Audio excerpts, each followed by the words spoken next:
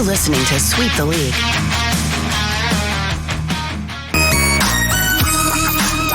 Hey, this is George Iceman Gervin, and you're listening to Sweep the League Radio.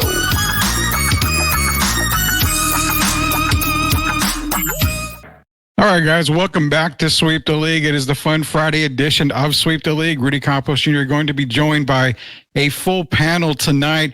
We're going to have Hall of Famer Derek Gervin. Again, he goes into the UTSA Hall of Fame.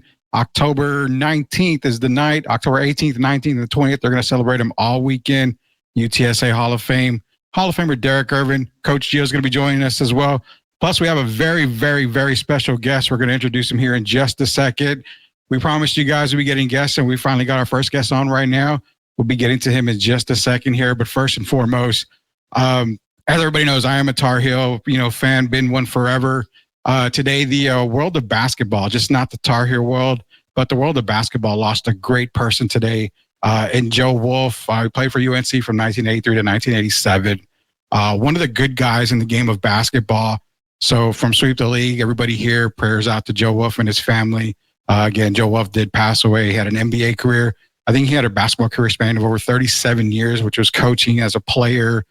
Just a really good guy in the game. So again, prayers out to Joe Wolf out there. Gone way too soon. So yeah, prayers out to Joe Wolf. But nonetheless, we're going to move on with the show tonight. We've got a very special guest. Let me bring on the Hall of Famer first here. It's going to be Derek Gervin, also Coach Gio. Guys, we're not going to waste any time right now. We're going to bring on our guest because we have a lot to get into. This guest right here, most famous, and for me, is the kiss of death. And we've seen it, throughout his career as a Houston Rocket mainly, and also as a San Antonio Spur.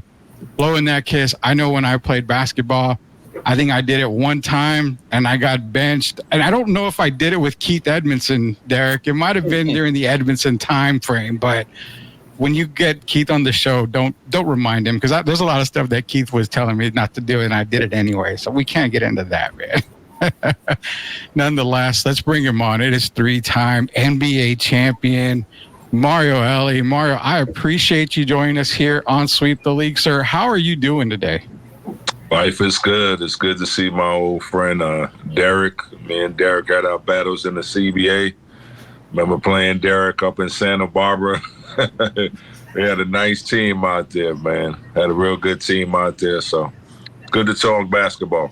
Yeah, for sure. And, maybe you can kill the rumor for us. Derek said he at one time had 100 points in the first half of a game. I haven't found that evidence yet, but maybe you can dispel or make that rumor true here. I haven't heard about that either, but when you have a last name, Gervin, I won't be surprised, because Iceman was one of my favorite players growing up. And like every kid always said, for me, it was true. He was my first poster on my wall. Him sitting on the ice with the silver balls, man. Have you ever tried to recreate that poster in any way? You can't recreate that. Every poster, every kid growing up hooping had that, especially in my city. Me growing up in New York, we were big George Gervin fans. Oh, yeah. I no doubt about it. I tried recreating it one time, but, back in the day, I weighed a lot. So I had two pizzas like this, and I was sitting on the chair, but I couldn't recreate Ice's poster at all by doing that, man. So let me get into the guys here. I had the great posters back then. They had the best. Oh, Moses Malone. Yeah, they were some great. Moses Malone with Pardon the Red. Nike had it going on back then, man. Loved the posters back then. For sure. I think one of the more iconic, I don't think it was ever a poster, but one of the more iconic pictures was George and Magic, right? I mean, just, That's Sports Illustrated. But Rudy, Mario, closer to my age, we had a thing, they had a poster called the Supreme Court. Yes. Oh, man. I got to check that out. All the guys had like Supreme Court with their Nikes on. It was off the hook how they hooked all the stars up back then. It was real nice. Oh, man. See, I got to look that up now. I got to look that up. Look at all the posters, man. The Nike posters. They had a lot of good posters. You know, they got to be selling. I mean, it's the internet days now. They've got to be selling a lot of this stuff on Amazon or somewhere. I mean, I'm an old man, so I don't know a lot of this tech stuff. So I just get my daughter to look up some of these posters for me, and maybe I'll buy them one day if I can get lucky enough to find them. Coach Gio, man, you doing all right, Gio? Yeah, can you guys hear me? Yes. Yeah, we can. Okay, sorry, I was going through some technical difficulties, but appreciate Mario coming on. I remember him so many of those playoff games. A playoff warrior is what I once heard, and that was the truth. He's the man. Hey, Rudy, I want to start because I know we only have an hour. Hey, Mario, I want to go back how it all started.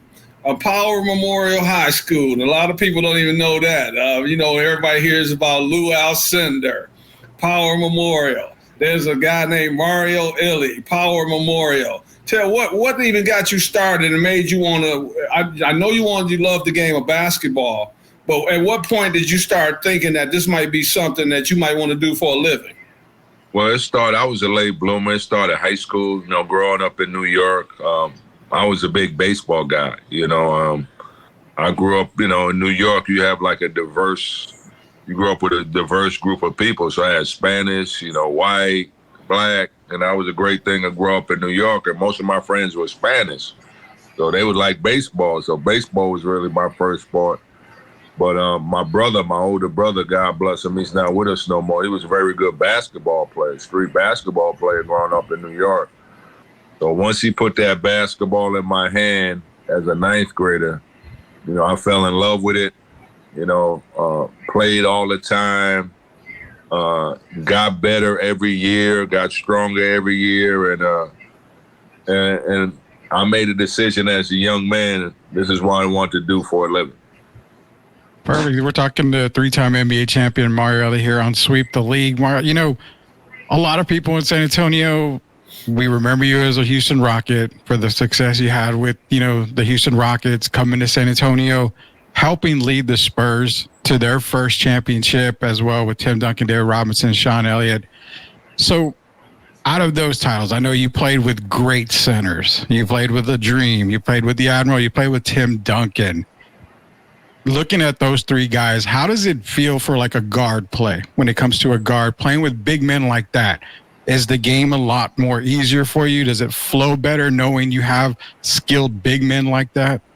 Yeah, you got to know your personnel. And I tell guys, you have stars in the league. You got to find a role. When you go to a team, there's guys that are established. So when I went to the Spurs, Tim and Dave were the guys. So I knew I was a great defender, and I would put a lot of pressure at guys knowing I had 2 7-footers protecting me at the basket. So those guys made me a better defender. Those guys allowed me to get open shots, especially Tim. Tim Duncan was just a young animal. Dave was sort of winding down in his career. And it was a great in 99 sort of watching David Robinson sort of pass the torch to Duncan and telling him, you're the lead dog. Whatever you need from me, I will be there. It was a beautiful thing to watch coming from one of the 50 greatest players to ever play in David Robinson. That says a lot about his character. Yeah, that was, again, for San Antonio, memorable time, 99. The first title. We all remember Avery hitting it from the corner in New York.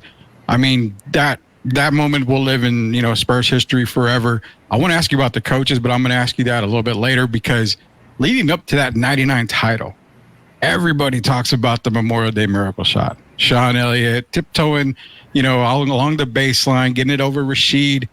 But what they don't talk about is something that I've talked about with Derek, and it's the pass, the inbound pass. Thank you. To Sean Elliott, because man, get a pass and some credit. Sean doesn't hit that shot without that pass. Well, it's got to be money. But if you see the whole thing, Stacey Augmon, they stepped out of bounds, so he knew the play was coming. Yeah. Because I don't know who was guarding the out of bounds guy, but I knew Augmon was on Elliott, and he sort of read the play. So I had to put a little extra mustard on the pass because he went for the steal. Bad play by a defender, went for the steal. Yeah. And if Sean Elliott was 6'5", that shot would have been blocked. But he was 6'8", and just barely got it over Rasheed Wallace's fingertips by maybe a hair nail. Yeah. And almost stepped out of bounds. I mean, everything about that shot crazy. It was our first lead of the game with 12 seconds left. So once we beat them in that game, once we beat Portland in that game too, they were toast. We went up there and smacked them up real quick up in Portland. But once we beat them, you know, as a playoff warrior, when you sort of take a team's heart, it's like when I played with the Rockets in '95. We beat the Magic that first game in overtime. We sort of knew we had them. And it was the same situation with the Blazers in '99. They had a 20-point lead. They were kicking our butt. We walked them down. We beat them. And the way we beat them, and you could see their body language after the game. And Derek could tell you, when you beat a team in a close game, hard-fought game, you could tell when you had somebody. And I felt after Sean shot, that really took the winds out of the Blazers' sails. Yeah, it did. We're talking to Mario Elie, 3-time NBA champion. Coach G, I'm going to do the I can't do the pass to you as good as Mario did, but I'm going to attempt to pass this question over to you here. Quick question. A little bit back on 95, you were down 3-1 against the Suns. Talk a little bit about that series real quick, because being down 3-1 in a series nowadays seems like it's pretty much going to be over. But talk about the mindset going into a game, I think game 5, trying to extend that series and ultimately knocking the Suns out of the playoffs. Well, people don't know a lot of things went on in that playoffs. Our third best player, Vernon Maxwell, sort of left the team in the first round after the second shot. So that was a distraction. And like you mentioned, that game 5, we didn't know if Clyde Drexler was going to play because he was at the Suns hotel with a 110-degree temperature. And here comes Clyde pulling up 35 minutes before the game, looking like SIHT. I can't say it on. It's our show. But okay, looking like shit. So, and we said, how is this guy going to do anything? But his presence and how he was feeling really lifted our team. And we went on and beat him in overtime that game 5. We smacked him at home in game 6. And then your boy in game 7 blew him to send him to the crib. And Barkley ready to retire. We just had a mentally tough group, man. We've been through the wars. We won the year before. We weren't afraid of being on the road. I mean, when you got two of the greatest players to ever play in Olajuwon and Drexler, you always have a chance to win. And Clyde doesn't get enough credit how good he was. People downplay him. I'm tired of hearing of Dwayne Wade and all these guys. Yeah. Search on Clyde Drexler on how good he was. Yeah, there's no doubt about that. Blazer team to the championship 2 years in a row in the Larry Bird era, Michael Jordan era, Isaiah Thomas era. All those guys in their prime. So yeah, those Blazers teams, they were talented. I mean, you had a roster, not just the Blazers, obviously, but so many other teams in the 90s and 80s that people tend to forget about. And, you know, we talked about on this show about people on certain social media outlets saying, you know, let's forget about the 90s or the 80s. Man, people just don't watch the film. Yes, they need to, you got to know your history of the game. You know, they talk no athleticism. Did they see Sean Kemp play? Did they see Grant Hill play? No. They see Kobe Bryant play. Glenn Rice, Javon Mashburn, Jimmy Jackson, Jason, Harry Payton, Karl Malone, John Stockton. I mean, Kevin Mullen, Charles Barkley. I mean, how can I do your research? I hate when guys just speak out the side of their mouth. Know what you're talking about. Because the 90s, man, probably the best era NBA basketball ever. You know, I may be forgetting a bunch of guys as well. You know, Tracy McGrady. I mean, it goes on and on, all the great players. And like you mentioned, the teams were good. You see the league now, there's only a handful of good teams. Yeah. Back in those days, you had good big men. You got good guard play. Yep. You played inside out. You talk about you wasn't skilled. The game was physical, so you had to create space to get away from guys in order to create shots. That's And why. everyone knew their roles, right? Everyone knew what their role was. Yeah, and we in offense, not like nowadays. It's open pick and roll, attack the switch, attack the mismatch. We actually ran offense in the 90s. Ball was moving side to side.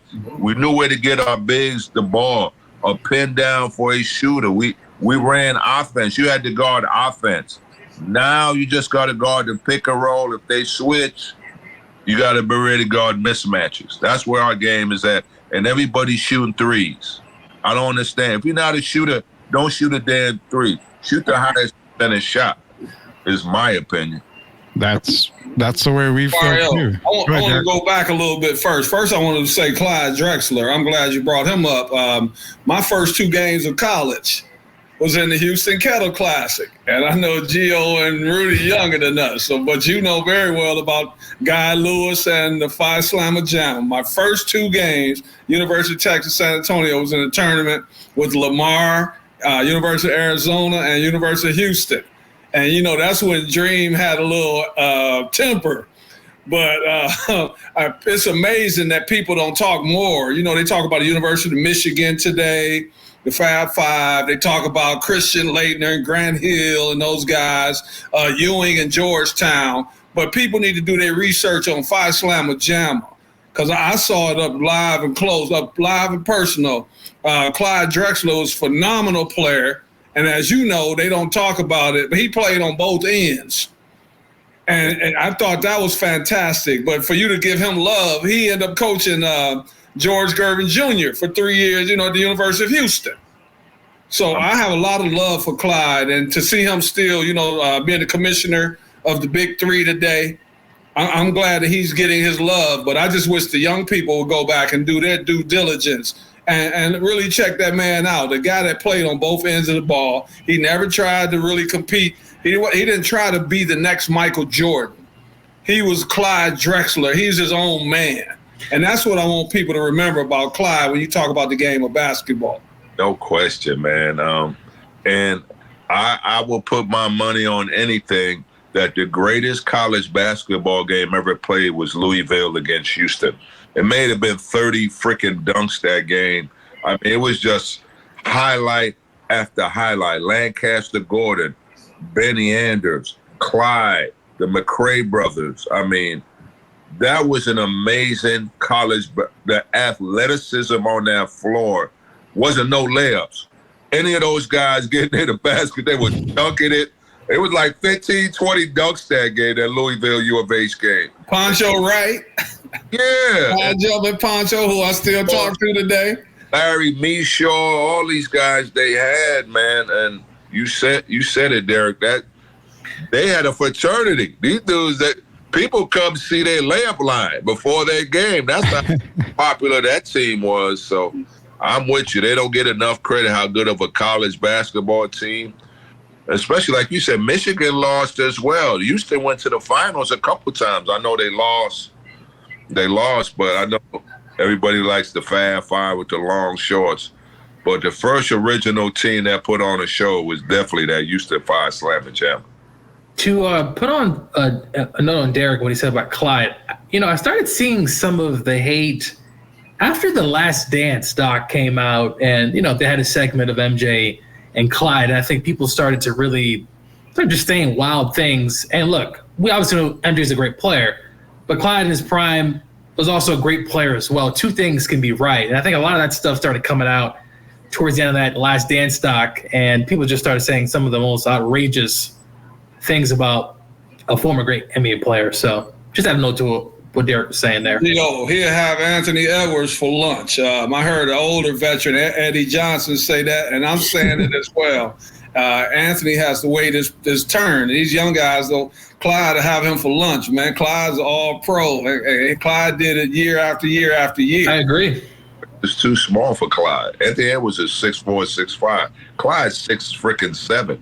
Clyde is a massive human being, and the stuff he can do, top 10 in steals all time. He's 9th in steals in NBA history. 9th, along with 20,000 points. He's a champion. Name a bunch of two guards who went to the finals 3 times. Clyde Drexler. Drexler's one. Like Derek, you mentioned the perfect thing. He played both ends. That's what I like about 90s basketball. Guys play both ends of the floor. You seeing games now, these dudes ain't playing no damn defense. I mean, I know Luka Doncic is a great player, but they put him in pick and rolls for a reason, right? Because he can't guard. He can't guard. He's always got his hands up like he never fouled. Come on, bro. Come on, bro. You got your hands up. Get your ass back on defense. What about that? You know? Yeah, there you go. So, love a lot of these good young players. Like, I know they talk this about Steph Curry, but Steph Curry plays one end of the floor. Klay Thompson was guarding his matchups in his prime. His prime. Klay played both ends. Yeah. It's Magic Johnson and Isaiah Thomas, to me, are my two favorite point guards in history. Isaiah Thomas, I know he's an asshole to the Bulls not shaking their hand, but that man is the second greatest point guard I ever seen in my life. Do you put Oscar in there? Because I don't know, Oscar, do you consider a point guard or? And see, that's where I'm getting problems with, like Lillard and Curry. I mean, when's the last time Curry had an 18-assist game? Magic was doing that on the regular. Isaiah was scoring and doing that. You know, I love Steph. Steph is the greatest shooter, but you guys show me assists, and do you guard your position? You don't do those two things. No. Great player, not taking none from Steph. All-time great. But that's how I love greatness. What you do, what I saw Isaiah Thomas do and Magic do and Jordan and those guys do. I mean, Jordan, 9-10 years, all defensive team, you know. You know, we took pride in guarding our position in the 90s, you know. That's what Mario, before Rudy asked you, will you tell these guys, because I want Gio them to be a little more familiar with you, tell them about when we the CBA days and how you end up getting to the NBA and playing for a guy in Albany who your coach was, so these guys kind of know your history coming to the NBA. Well, I played at CBA a year and a half. I was blessed the second year to have like two future NBA coaches, George Karl and Terry Stotts. Those were my two coaches my second year in the league. And George saw something in me. You know, he saw something in me. And my confidence was high from the year before because I played well. But really coming into this year, you know, Derek, our team was a juggernaut that year. We went 50-6. We only lost 6 games, but half of our team would go to the NBA. We were getting called up quite a bit. But George saw something in me, put the ball in my hands. And me and my man Askew, we were really scoring the ball at a high level for Albany. We were beating a lot of teams. So I was getting a lot of notoriety. So I felt that year I was going to get a call up. And in December, I did get my first call up. People don't know. Everybody always talk about Golden State. My first call up was to the Sixers during Christmas. So I get to meet Gene Shue. I was home for Christmas break. I get a call from my agent say, hey, Philly want to sign you to 10 days. So very excited about that. Philly was on a West Coast trip. And I had to fly through Atlanta to go to Phoenix. So first NBA game ever. All excited. I get to Atlanta. I get fogged in Atlanta. So I take it to Phoenix for shoot around. So as God is my witness, my mom and dad are dead. I call the hotel where the Suns are staying at. And Barkley answers the freaking phone. I swear to God. I'm this dude in the lobby. You know, if you know Barkley, he's a clown. He's always messing with people. I said, is this Charles Barkley? He said, yeah. He said, Charles, I'm the new guy on the team. I got fogged in. He said, no problem, man. We'll see you tomorrow. I tell Coach you're going to be in tomorrow. That's one of the freaking coolest moments for me. I get to Phoenix the next morning, go to shoot around, meet the players. All the guys were great. Manu Bol, Jason Williams. It was a bad Philly team. I see why Charles wanted to get the hell out of Philly. They were terrible. Playing the Suns. We playing the Suns. Tom Chambers, Barkley. I see my number 8 uniform, and I'm so excited. We're getting our butts blown out, and I'll finally get in the last 2 minutes of the game. But the one thing, guys, I can tell you I remember from that game is fucking Barkley getting 45 points and destroying destroying Tom Chamberlain. I said, dude is a little bit taller than me. He's that good of a player, rebounder. He was just amazing that night. I'm like, that dude is the real deal, Barkley. And I think the next year or two, he ends up going to Phoenix. So I started in Philly, played a couple games. They made a trade. I ended up getting cut, but my confidence level was high. Went back to the CBA, was getting 30 a night. I mean, I couldn't be guarded. Then I got called up by the Warriors. And it was like the Eminem movie.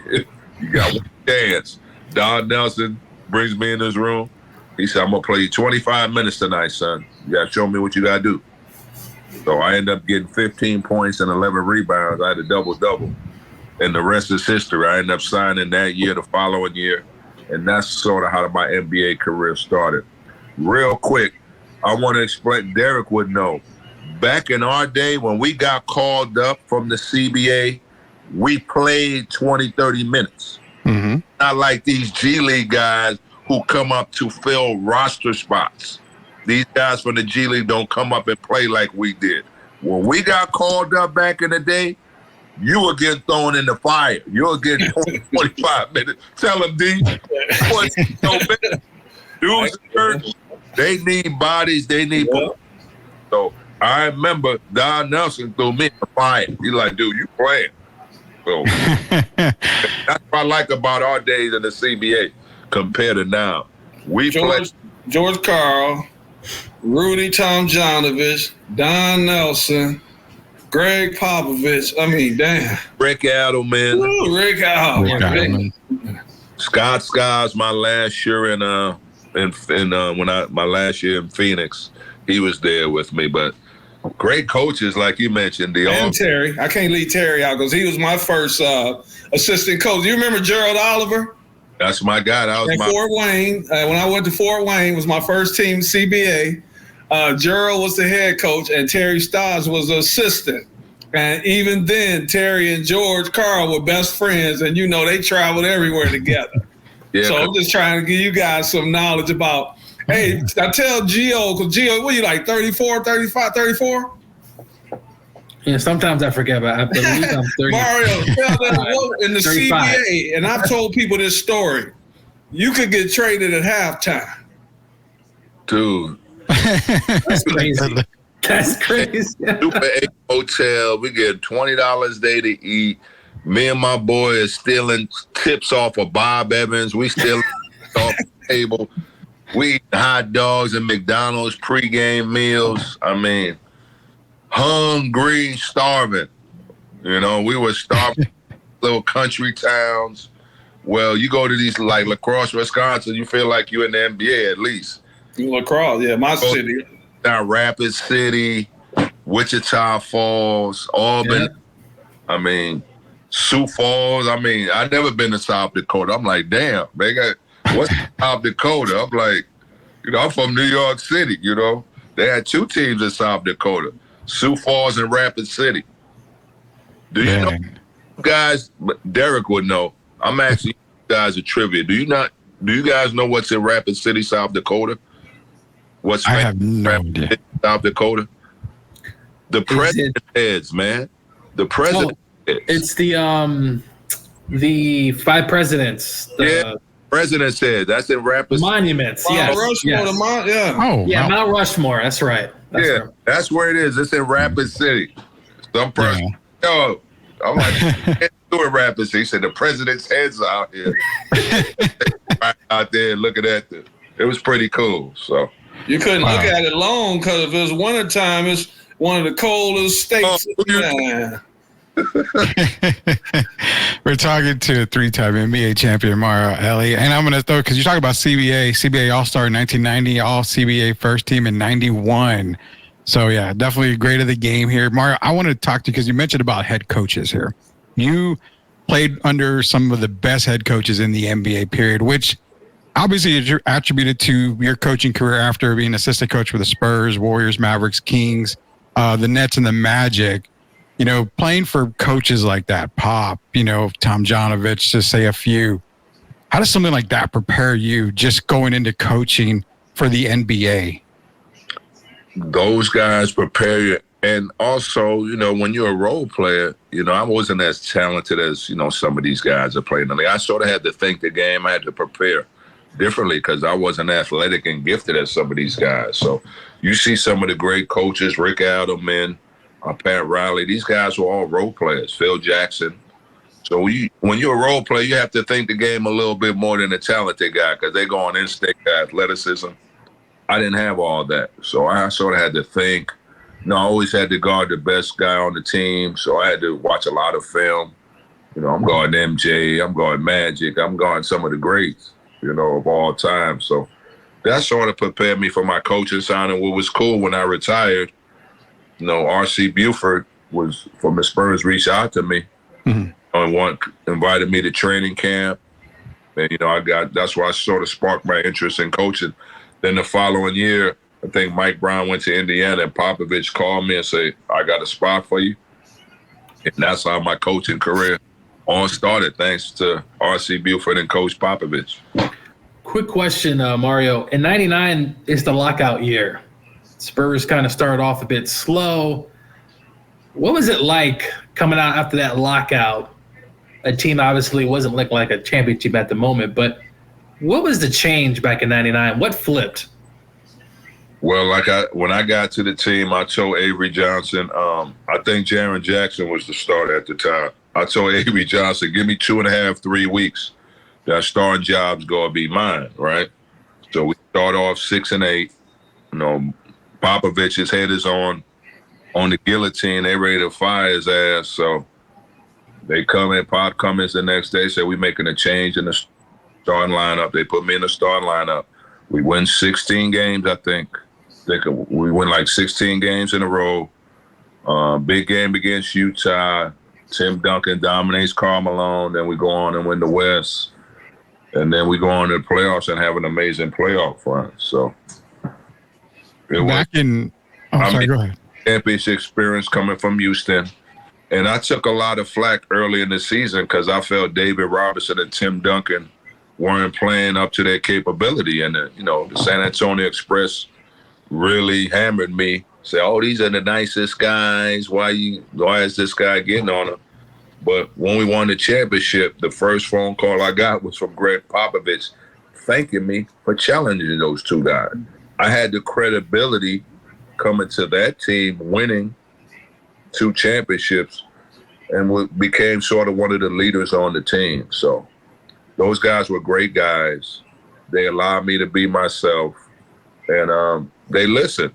They listened, and we won that first one, and Spurs went on and won 4 after that. So it was great to be part of the first one. Hey, Mario, three guards real quick that nobody wanted to mess with.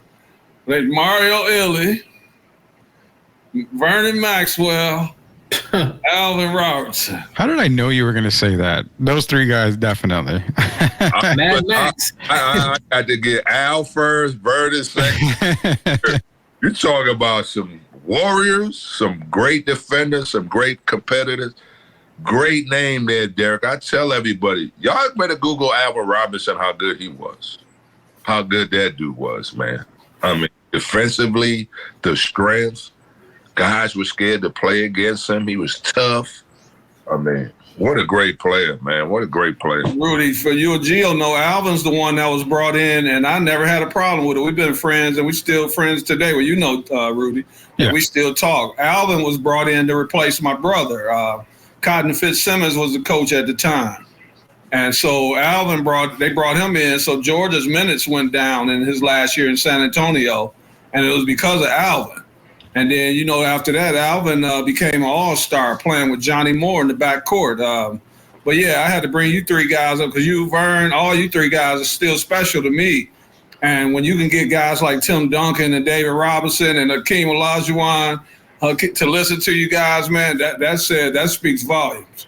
Yeah, that was the great thing about that. Guys respected because they knew how I worked. They knew how I competed. And Dream saw that. Tim and Dave saw that. And we're all still friends to this day. And it's great. That's the great thing about winning a championship. And when I go to San Antonio, when just last year, going and getting scouting, it's all love, man. I mean, my first preseason game last year, my first Spurs preseason game, the PR guy comes to me and says, Popovich is going to take a timeout and he's going to point and acknowledge you. And for a guy at his caliber to understand what I brought to the first team, I wasn't a superstar on that team, but he understood my role and the respect he has for me still to this day. Me coming from a Hall of Fame coach like that. And every time I go there, it's love. You know, Will Seven in the training was a trainer there. When I was, they hugged me. They loved seeing me. So Tom James. Coming looking at that 99 banner, coming in the building, and still the workers there recognize me. So it's all. You remember Tom James? That's my guy. Because I remember Tom used to take the Spurs uniform. Tom was the guy who did the laundry stuff, took it to the laundry mats. And now, so I used to run at him at the laundry mat with a whole bunch of Spurs gear. And I'm so happy for their success, man. They're just great people. And like I said, still to this day, it's been 20-some years since I played for them. And it's love all the time. Gracie and RC still got some of the same people working for them. That's why Spurs are one of the best organizations in sports. They get it. They get it. When guys leave, they bring guys back. They don't never forget about players. And there's always love. It was great going back to the 50th anniversary last year. Had a great time, showed me a lot of love. So always have respect for that organization. And we know for a fact that Spurs fans all over, when we talk about 99, they always mention, you in those comments and, the fan reactions, because it always takes something when it comes to championship teams, especially in the 90s, early 2000s. It takes that one player that can get on each guy on the locker room, can, be on their ass, make sure they're in the right position, just be a true floor leader. And every time they mention 99, you're the name that always comes up. And it's always, if we didn't have Mario, then we probably don't win that title. So, yeah, you give Tim, we give David, these are the guys. But it's the hard work guys, it's the leadership guys like you for the 99 team that actually gave us the taste of our first NBA title. Yeah, I mean, I always tell guys when I talk to young guys, it's all right to be a role player. You make a great league being a role player. You got to understand when you go to NBA, you got established guys there. So you got to fit around the stars. That's your job, is to fit around the stars. And I was blessed to play with three of the greatest big men ever. I mean, you could throw Barkley in there, even though I called Barkley towards the end of career. I mean, I played with four of the greatest forwards/centers ever, and they made my life easy. And great people. I mean, we friends all still to this day. Talked to my buddy Sam Cassell the other day. When you accomplish something like that, I mean, it's a lifetime. It's great to see Sean Elliott doing TV still for the Spurs. So when I go to the games, I sit and talk to my boy.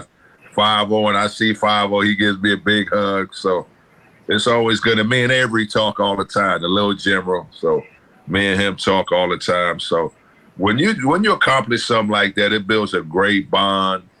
And when you talk about it, I can remember everything like yesterday. I mean, it's great when you win. You remember the memories, the tough times, like you mentioned, Derek, down 20 to this tough Portland team, Rasheed, Sabonis, Brian Grant. That was their front line. They had 6'10", 7 foot. You got J.R. Ryder. You got Greg Anthony. You got Damon Stoudemire. You got Jimmy Jackson. They had Walt Williams. They were stacked. I'm like, how are we going to beat them? But we figured out how to beat them, man. It was crazy. In the series before, remember, they just beat the Jazz, right? Took out the Jazz in that series, a physical series. But me being a vet, they celebrated beating them like they won a championship. I say, hey, we got these young boys. They celebrate like they won already. They had their shirts off, jumping at half court. Y'all remember that celebration? I'm like, y'all got 2 more rounds to go. Pump the brakes. So I call Avery. I say, Avery, we got these young boys, man. They think they done made it already. because they couldn't get past the Jazz, and they finally got past them. I said, you don't celebrate right now. Hey, Mario, didn't we see that happen this past year with Minnesota Timberwolves? After they knocked off the Denver Nuggets. Yeah. Same attitude, celebrating like they'd already won the championship. Then you got nothing left when you go in the next series. Exactly. It's a grind, man. It's a mental grind. So when I saw them celebrate, I'm like, yeah, we got these boys. They high on their horse. And like I told you, once we broke them that game too, I mean, we swept Shaq and Kobe the series before, and then we swept these young boys. Yeah. That don't get talked about enough. I mean, That doesn't. Shaq and Kobe. And we shut the forum down in 99. I know your boy. Yes, sir. I'm the one that said it. Yeah, we shut the forum down. Swept them boys. Yeah. Wow.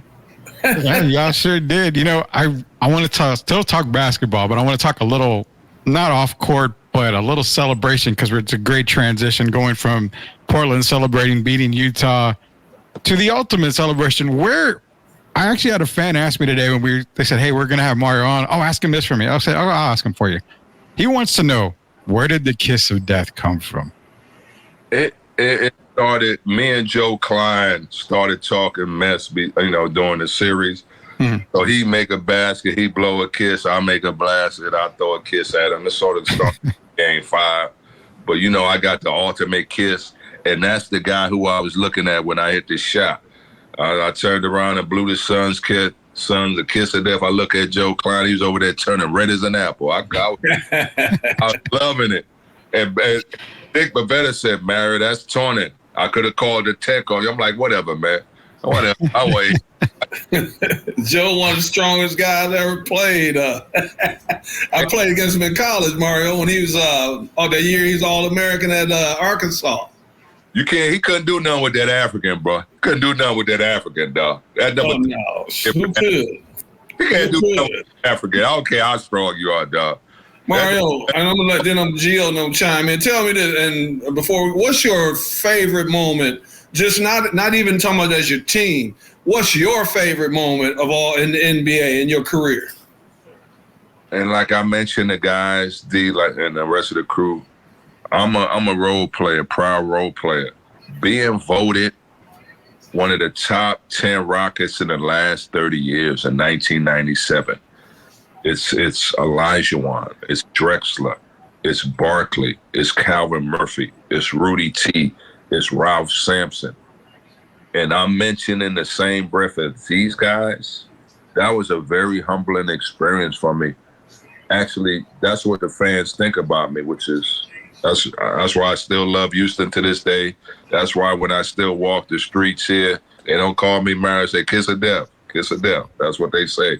So that probably was the pinnacle of my career, when fans appreciate, okay, this dude's not a star, but we know what importance he brings to a team. So being on the stage with those elite players was pretty damn near. It was me and Sam Cassell with the rest of that group that was voted on, and I thought that was pretty neat. And I want to thank the fans of Houston for that. That means a lot to a guy who was a Division II player, a guy who was picked in the 7th round, 160th pick, the second last pick in the draft, a guy who ain't make it to the NBA till he's 27, so, and to end up being in that position, that was pretty neat. I got the picture here. I got most of the guys signed it. I got to get Barkley and Ralph Sampson to finish signing that great picture. So that I have to say that was pretty neat.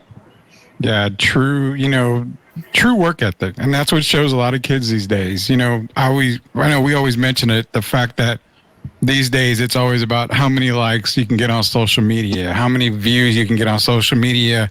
It just doesn't seem like people put the hard work in a lot of times. But, obviously with Derek, with you making it to the NBA, it shows that hard work is really the only work you can do to get further in your career, whether it be basketball or anything.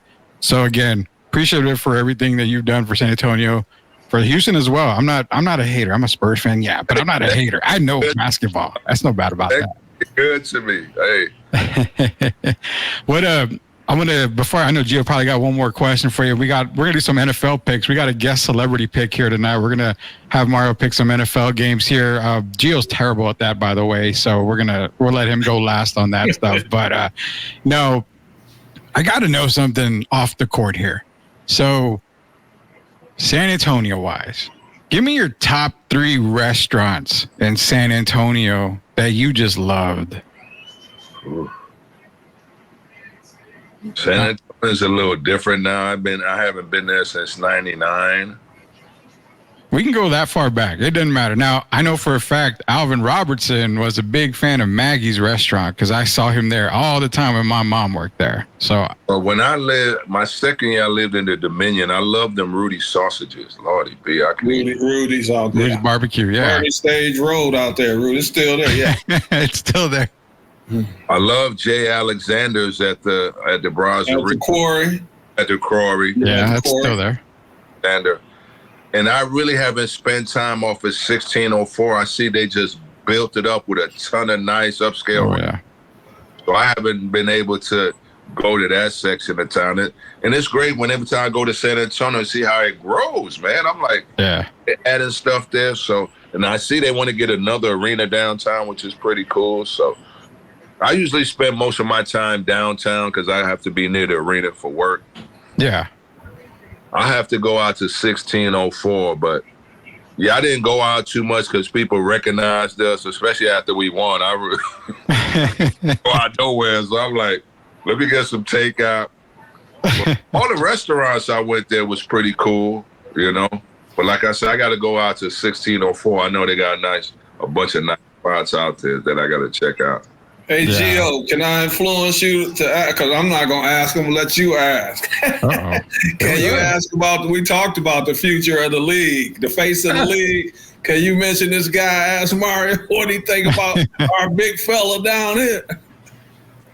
So the face of the league, what do you think? What it's going to look like for Victor, I guess, in the next 5-10 years as he continues to obviously improve, get better? What do you see potentially?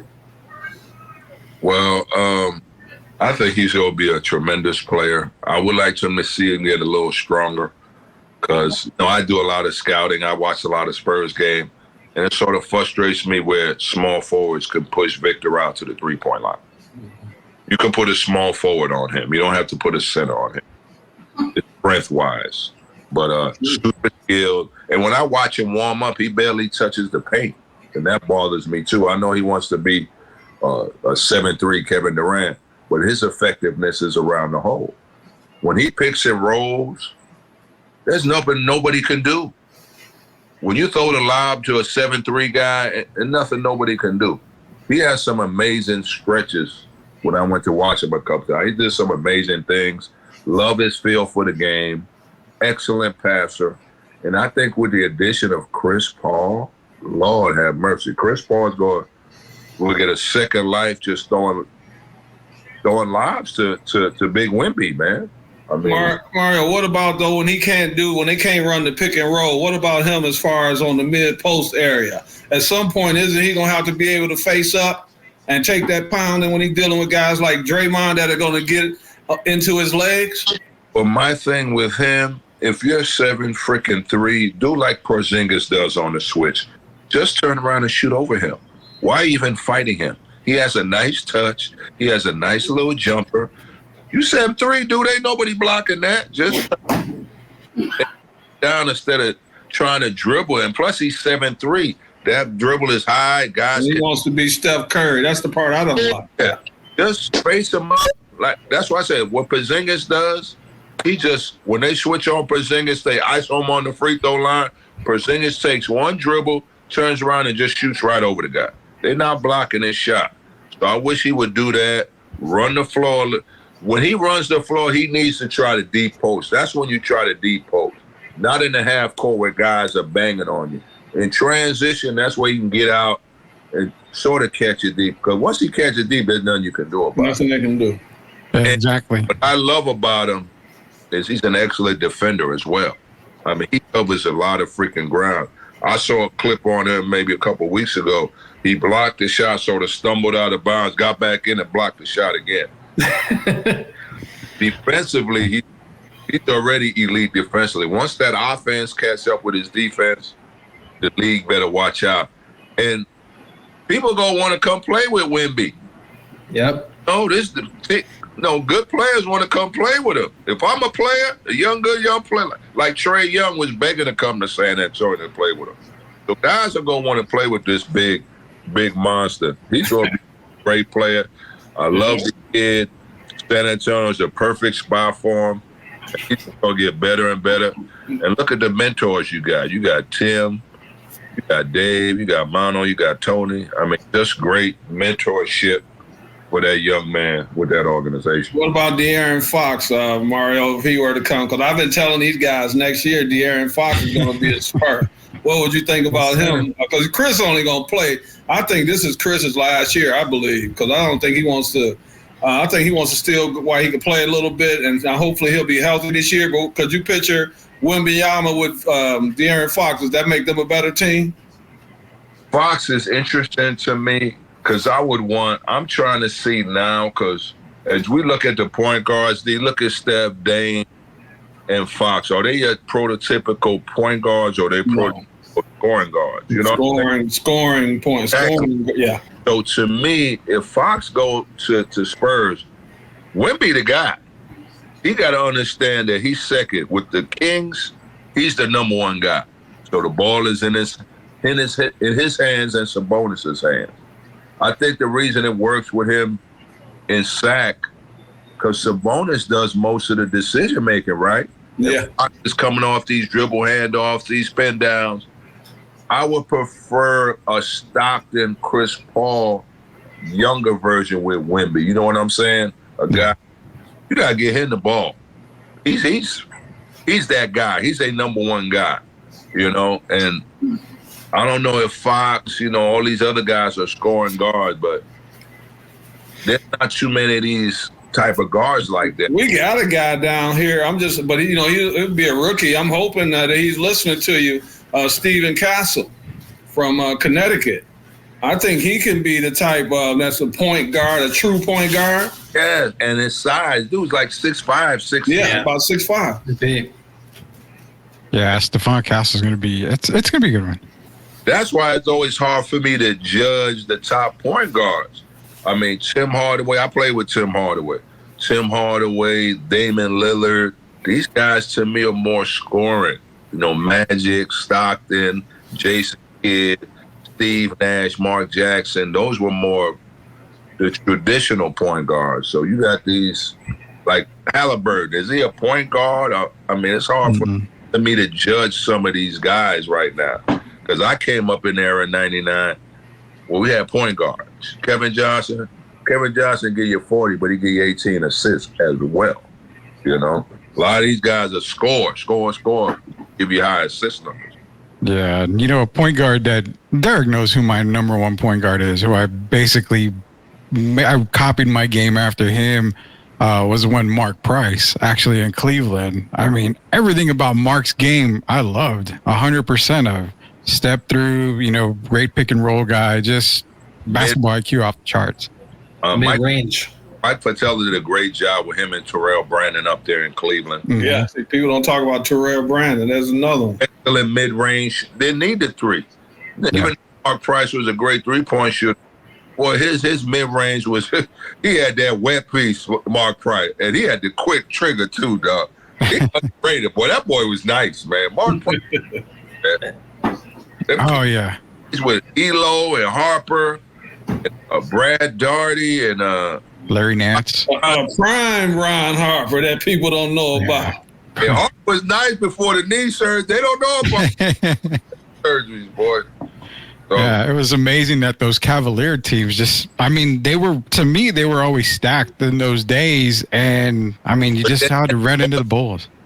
Milwaukee was stacked. Chicago had MJ. Boston was stacked. You had a lot of Philly. You had a lot of good teams, man. Even the Dallas Mavericks, they made a conference final one year. They were a stacked team as well. So many teams that nobody ever – the Atlanta Hawks. That team, the jumpers they had, That's The list goes on and on. another guy who don't get his just was Dominique, man. Dominique Wilkins. Yeah. Hey, Dominique, yo. He was in the 80s. We ain't even talking about athleticism. I'm like, shut the hell up. Him and Kevin Willis and John Koncak. Concave. And a 6'5" point guard in Doc Rivers. Rivers. And we don't talk about 5'7" Spud Webb. Oh, I guess he's not that athletic, right? I guess he's not athletic. Just a slam dunk champion is all he is. Didn't miss a dunk either. 5'7", I guess he can. Yeah, you know, one thing we like to do, Mario, is we talk a lot of old NBA basketball. I mean, on this show, you'll get mentions of Orlando Blackman all the way to Robert Pack. I mean, That's why I like to talk. Jeff Malone. Another backcourt, that Derek Harper, Orlando Blackman. yeah. Sam Perkins, Mark Aguirre, that's another guy. Brad Davis. I Brad bet that Davis leads is the road another like one. Brad Davis. Yeah, Brad Davis pick you up full court with that energy, you know. Yeah. James Donaldson at center at the time, I believe is what it Yeah. was. Yeah, I mean, so many great, and that's what we love to preach, man. You got to go back and look at the NBA history. Do your homework, man, about the game, man. Do your homework. A lot of great teams, man. Oh yeah, tons of great teams. Well, we got a little bit of time left with Mario Elliott again. We appreciate him being here tonight on Sweep the League. We're going to end the show like we do on every Friday with our NFL pick'ems. Mario, I know you're going to probably get them all right. I'm going to have Gio not copy you at all because he does like to cheat on some of these picks here. So we'll make sure that he doesn't copy any of these picks when they're coming up right here. But we'll go down the list here. What we'll do is we'll just call a game. Just give us your winner on that. And then after that, we're going to be good to go. So we'll start off with Mario, celebrity guest picker here. You got the Bengals and the Panthers, Mario. Who are you taking on this game? Bengals are due. Bengals. Gio. They need to win. They need to get a W. If not, their coach is going to get fired. The Bengals found a way to win somehow, some way. There you go, Derek. Well, it's only 2.5%. You and I looked it up of teams that are 0-3 that make the playoffs. So this is a do or die for the Bengals. So without a doubt, they're overdue, and I'm taking the Bengals. Bengals. See, I'm the only one on the Andy Dalton revenge tour here. So I'm going to take the Panthers to send the Bengals to 0-4 and basically into a vacation. So I'm going to take the Panthers on this one. Mario, Jets and Broncos. I'm from New York. I'm a Giant fan. I guess I and I hate Aaron Rodgers. I don't believe in Bo Nix. I'll go with the Jets. Going with the Jets. Gio? Bo Nix, he was in college for 10 years, but in today's game, he's going to lose against the New York Jets. I just think they're just a better team at this point. Derek, Jets and Broncos. Well, I already told you, I think out of the 6 games, the Jets are at least 4-2. So I'm going Aaron Rodgers and the Jets for sure. We're sweeping. It's going to be Jets along the way. Mario, Houston Texans and the Jacksonville Jaguars. No, I'm hometown. I love Coach D'Amico Ryans. I love what he's doing. Jay Brown. I'm going with the Texans. With the Riding with the Texans. Gio, Texans or Jags? This is a tough one. Both teams looked pretty disappointing. I think the Bills, we can all agree, looked the worst. I mean, the Jags looked the worst last week. Give me the Texans. The Jags got to get it together, but I just think Texans play better. They won this week. Derek, Texans, Jags. Not even the question.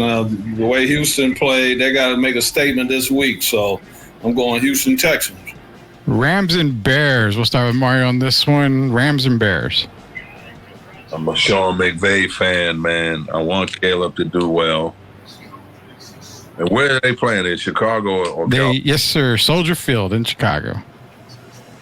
Yeah, Matt Stafford's nice, man. I guess I got to go with the road team. Going with the Rams. Rams. Coach Gio, Rams or Bears? Well, the Rams are my ask. The Rams are my team, so I'm going with the Rams. I might be able to make the game. It's a few-hour drive to Chicago. But the Rams, after a big win against the 49ers, I think they continue. But Bears' defense is tough, though. Stafford will have some problems, but I think the Rams get it done. Derek, Rams, Bears. Oh, man. Well, I'm going to have to go Bears because I don't think they're going to go 1-16. And a lot of times people, they make these picks. And I think they forget that nobody's won 0-17 in a while, and I don't think they're going 1-16. I'm gonna take the Bears in the upset. Yeah, I'm going to stick with Derek on that one. I'm going to go the Chicago Bears. Rams are pretty depleted right now, so it makes it a little bit tougher. Bears got a pretty good defense, so I'm taking the Bears. Vikings and Packers, Mario, in Lambeau Field. You know what? I'm very happy for my man Sam Darnold. All the stuff he had endured, and I think it's the Sam Darnold revenge tour. And I think even if Jordan Love's come back, I don't think he's 100%. Big fan of the coach of the Packers, but Minnesota got something good brewing. I'm going with the Vikings. Going with the Vikings. Coach Gio. This is a tough one. Look, the Packers took care of the Titans last week. Something tells me that Sam Darnold might turn into old Sam Darnold. Give me the Packers at home this week. Derek, Packers, Vikings. What's that receiver the Vikings have? What's his name? Justin Jefferson. Yeah, okay. Well, I think this is going to be the surprise of the year. The Vikings go 4-0. I'm taking the Vikings. I'm taking the Vikings because not only did Justin Jefferson, we don't know, Chris Carter can suit up for this Vikings team and probably get a touchdown with Sam Darnold under center. Saints and Falcons. Mario Ellie, Falcons and Saints here. Where are they playing? They are playing in Atlanta, where the Chick-fil-A is going to be closed again in Atlanta in Mercedes-Benz Stadium. I was disappointed in that the Saints game against the Cowboys. I know I work for the Saints, but man, Atlanta, they cheated them against Kansas City. That should have been a pass interference. You know what? I'm going with Atlanta. I think Atlanta got something. Going with the Falcons. Coach Gio, Falcons and Saints. This is a tough one. The Falcons got robbed last week. They should have called that pass interference in the red zone, and you know that, Derek. Yeah, I agree. The Saints didn't look great. Give me the Falcons at home. They got something, and I think they might continue it, but it should be a good game, though.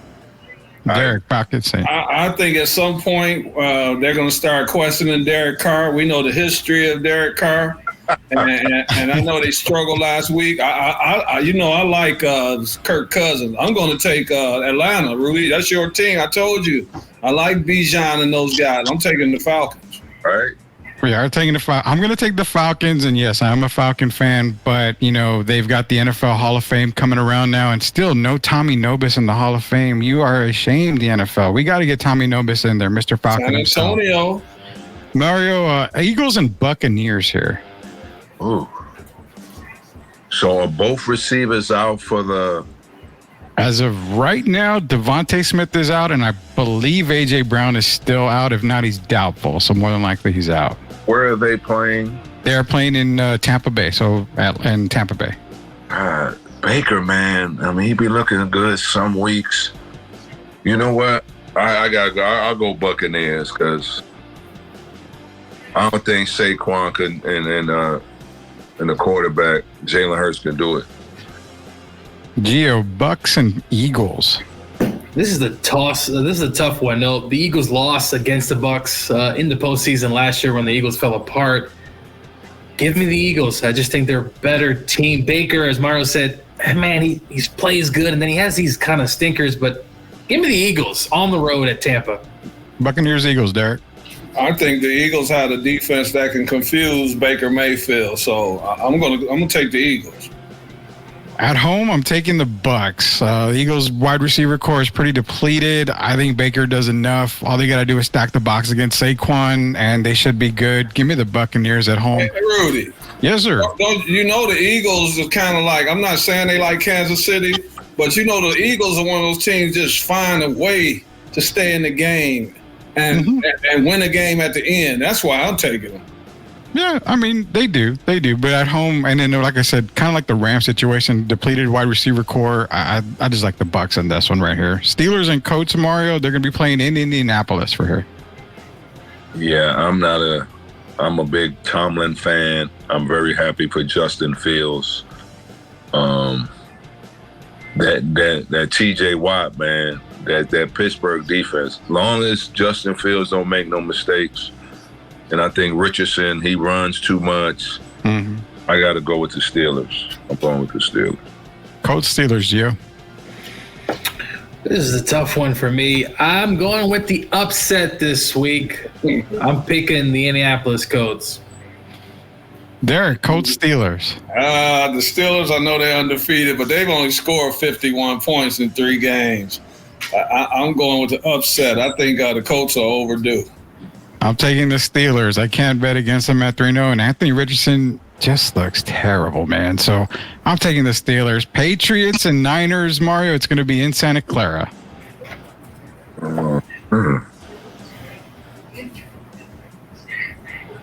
Was Purdy banged up? Not really, no. No, they should be getting George Kittle back. Debo's out. Obviously, McCaffrey's out. And Ayuk had a little bit of an issue at practice, so I don't know if that's going to affect him today, but he should be playing. Yeah, Patriots don't got enough offense. You got Purdy, you get Kittle back, you got Ayuk. I just think San Francisco got too much for New England. I'll go with the Niners. Niners. Gio, Niners or Patriots? Even if the game was in Oakland, the 49ers would still win. 49ers. 49ers. Derek? Experience wins. I'm going 49ers. Man, if this was my birthday, I would pray for a birthday gift and a birthday wish happen. I'm going with the Patriots on this one. I think the Patriots come in with Kobe Brissett. I don't know. It just has a bad feeling that it's going to be a bad weekend for the 49ers. I'm sorry. I picked them. As a Rams fan, I hope you're right, Rudy. But as kind of a realist, I find it hard to believe that Patriot team we saw last week. But as Rudy could be on to something, from week to week, teams look very different. We saw the Panthers look like a Super Bowl team last week. Exactly. Commanders and Cardinals, Mario. It's going to be played in Glendale. Wow. Man, look good. I don't think the rookie gonna get it done on the road. I think Kyler and them gonna get it done. Great offense. Taking the Cardinals. Gio, Cardinals, Commanders. This is tough one. I think it's going to be an entertaining game. Both quarterbacks like to run. I think the Cardinals' defense is better than the Commanders. Give me Arizona. Derek, Cards and Commanders. Yeah, I'm going to go with Kyler Murray, man. It's hard for me, but I'm going to go with Kyler Murray. Clean sweep. We're all taking the Cardinals. Mario, Browns and Raiders in Nevada.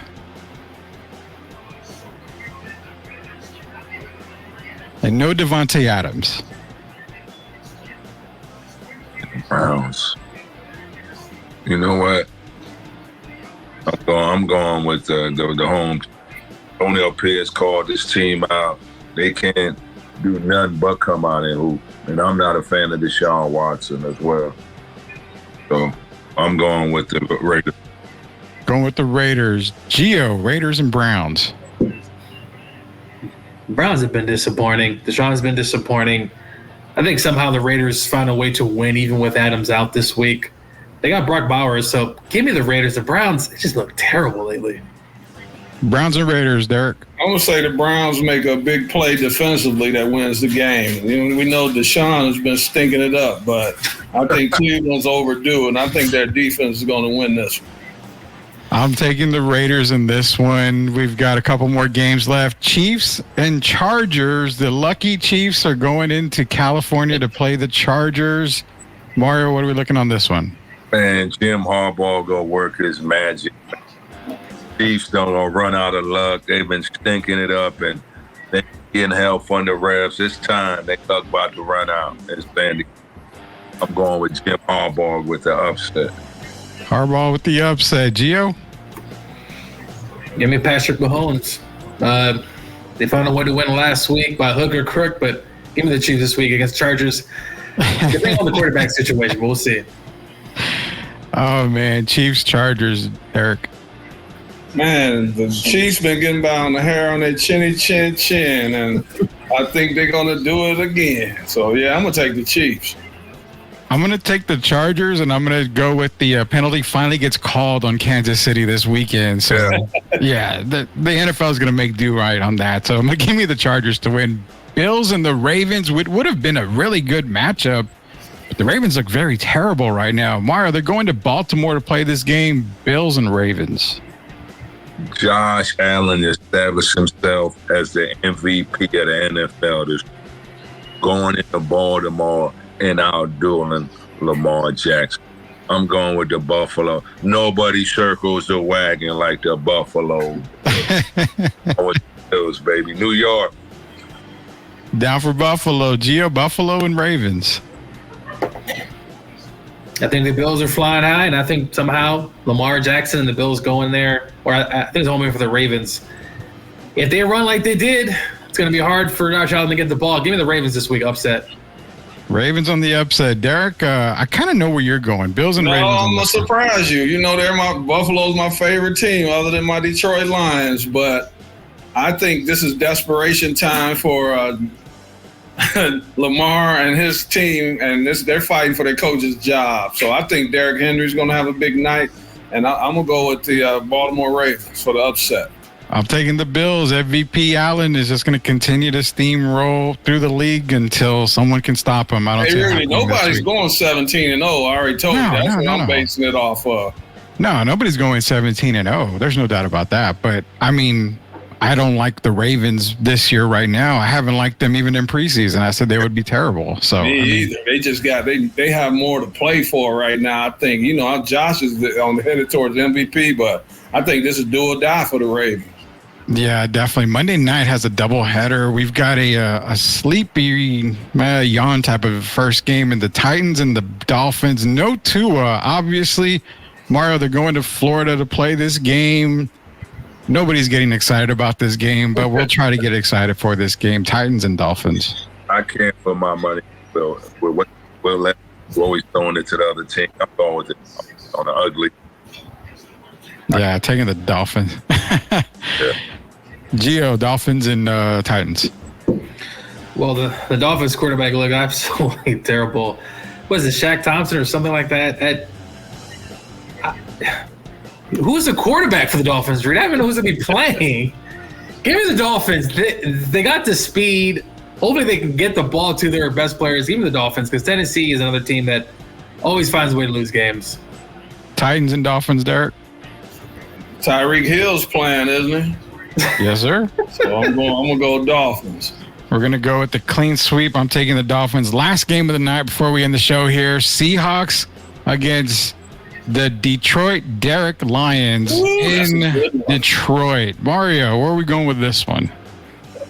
I mean, I don't know what Jared Goff we going to get, but I like the Smith story. I think they're going to go in there and shock Detroit. I think Seattle going to go in there and shock them. Sorry, D. Taking Seattle. Yep. Taking Seattle there. Gio, Seattle Lions. Well, as a Rams fans, I don't like the Seahawks, and I also don't like the Lions, as they've been beating up on us. Give me Detroit this week. I think they'll be the better team. Derek, Lions and Seahawks. Man, I'm born in Detroit. I think Seattle's been surprising a lot of people, though. But I'm gonna take the Lions. I think Jared Goff's overdue for a good game, and our offense hasn't been playing very well. But I think this week we finally get off the snide, as they say. And I'm gonna take the Lions. I have Seattle as a top 8 team in the league right now, but I don't think they get it done in Detroit this week. I think I'm going to take the Lions for the win on that one. But overall, I do appreciate Mario Elie for joining us here on Sweep the League tonight. Mario, it's been a pleasure, sir. All the stories we shared with you on basketball, the stories you shared with us, we wish you the best of luck. We know you're working with the New Orleans Pelicans right now. So, again, we wish you the best of luck. When you're ever back into San Antonio, definitely contact Derek. I mean, love to catch up with you, sir, and, talk some more hoops whenever we can. The 12th for preseason, Saturday the 12th, I think they play the Rockets, so I'll be in San Antonio. There you go. Mario, did you know Jaron's here, right? I didn't know that. Is he coaching? Jaron's coaching here. He's coaching at Incarnate Word. College. He's an associate head coach. Okay, I gotta make sure I holler at him when I come in the yeah. Sweet. Yeah. Whenever you are. Oh. And whenever you are. Hey, I'm telling you this to you about. Hey, man, I'm really happy that you came on the show. Pleasure. I think you wanted to they talk about role players, right? And you say how the role players don't get their credit. Well, you're a guy that I'm giving all the credit in the world. And to see you come from where you came, you made NBA 27, took me to 26, but we both persevered. And I think you're a better person off the court than on the court. So I appreciate you, sincerely. No problem, fam. We came from the same bread.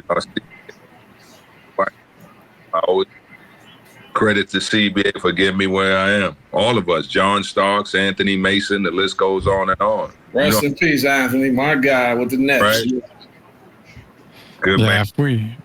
I mean, a brilliant career, Mario, again, from everybody here in San Antonio, across the NBA. Appreciate what you've done for the San Antonio Spurs.